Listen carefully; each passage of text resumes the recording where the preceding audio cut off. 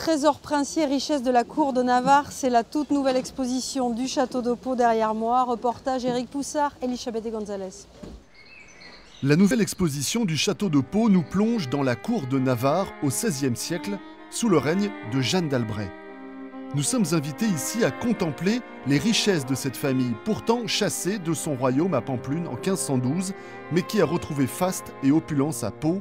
La diversité des objets précieux rassemblés en témoigne. Il y a beaucoup de surprises dans cette exposition. Il y en avait peut-être encore davantage dans ce qui constituait les richesses de Jeanne d'Albret et d'Antoine de Bourbon. Il y a des tapisseries, il y a de l'orfèvrerie, il y a des gemmes, il y a des manuscrits, il y avait des broderies en grand nombre. C'est véritablement une exubérance artistique, intellectuelle, imaginative parfois, qui s'exprime à travers les arts précieux.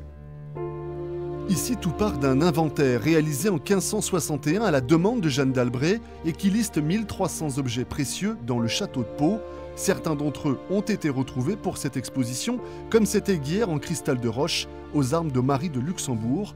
La cour, alors, faisait appel aux meilleurs artisans et artistes pour créer les objets les plus originaux.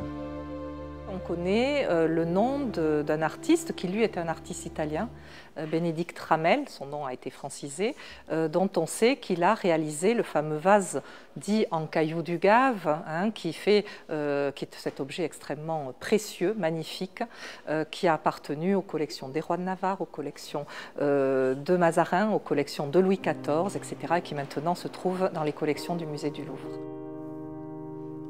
Cette exposition rassemble des objets précieux disséminés dans de nombreux musées. Des œuvres d'art qui nous livrent à travers les siècles le témoignage d'une époque où Pau et le Béarn attiraient tous les regards. C'est la fin de cette